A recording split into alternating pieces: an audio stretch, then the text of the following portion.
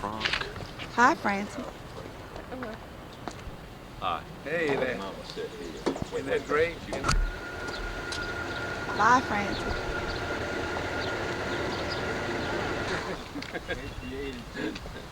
Wait till you're 82 and you feel like you're old enough. 82. Which one of the family? Well, we're up here today to attend the graduation ceremonies of my daughter, Frances, and she is receiving her doctoral degree in education, and which is quite an achievement, and we got the whole family here today, and we're going to celebrate in a very grand manner. Absolutely. I second everything he says. May the 9th, 1987. This is the campus of the University of Mississippi. Sweet. Yeah. How you doing, Lou? Good to see you. How you doing? Looking good. I need to take your picture. Well, it's been, we got all the family here today. The whole thing. Hey, look, everybody got their cameras going. What do we get that? Thank you. Oh, you got the mini cam. Come on in, Miss. Y'all made good time. Good morning. Good morning. All right. Oh, hey. Hey. Look, they're busy. What thank you? You ain't doing bad yourself? She's moving the car. Y'all made it on time. Any trouble, Kate? Yes. No, I believe not. Yeah.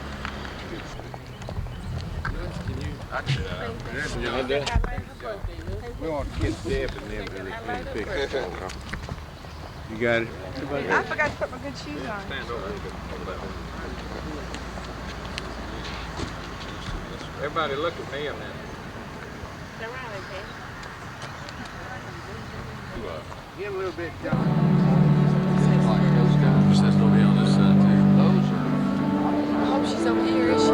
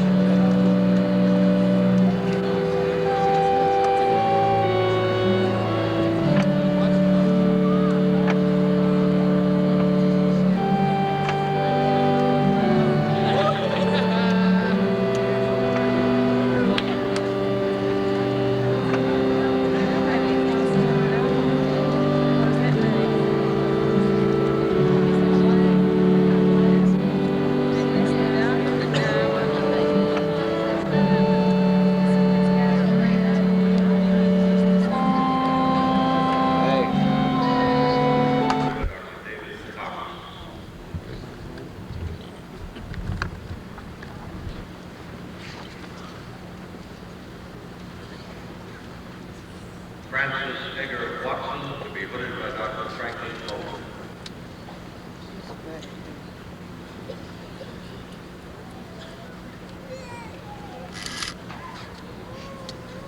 Candidates for December 1986 degrees for the degree of Doctor of Education.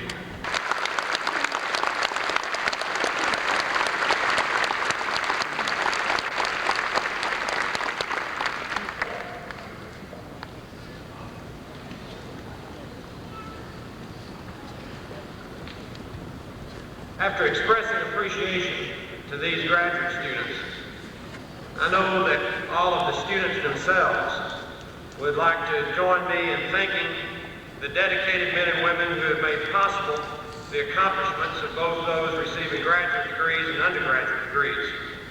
I would now like to ask the faculty of the university to stand. Would you join me in expressing appreciation to them, faculty of the university?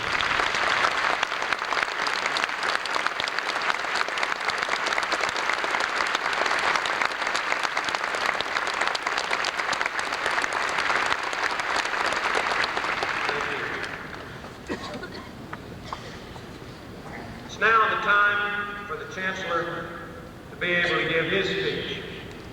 You'll notice on your program the charge to the class.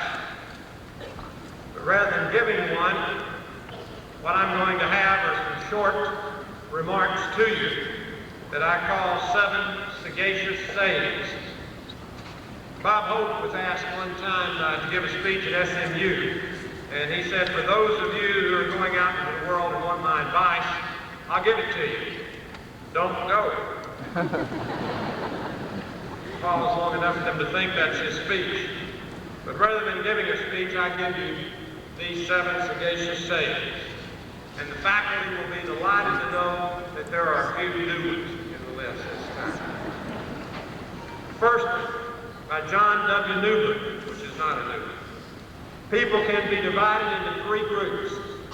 Those who make things happen, those who watch things happen, and those who wonder what happened. From Mark Twain, always do right. This will gratify some people and astonish the rest. This is consistent with your commencement address. This was on a t-shirt seen in New England. The one who has the most possessions when he dies wins.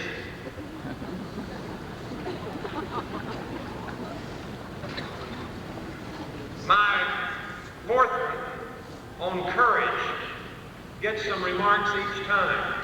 And I have found a new one on courage, but I'm going to show you that the old one is really better. But the new one on courage, from Mark Twain.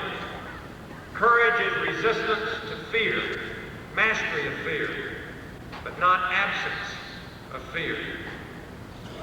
Now, that's not quite as good as John Wayne's definition of courage. Courage is when you're scared to death, but you saddle up anyway. Yeah. Same idea. Dude, man. Number 5, from Benjamin Disraeli. It is much easier to be critical than to be correct. Number 7, from our speaker today, William S. Benoski, at a staff meeting when we were discussing a number of problems, and he was giving us a pep talk. Life is worth living, even when it's desperate. Number 7, from the president of Princeton University. The role of the university chancellor at commencement is to be brief. Thank you very much.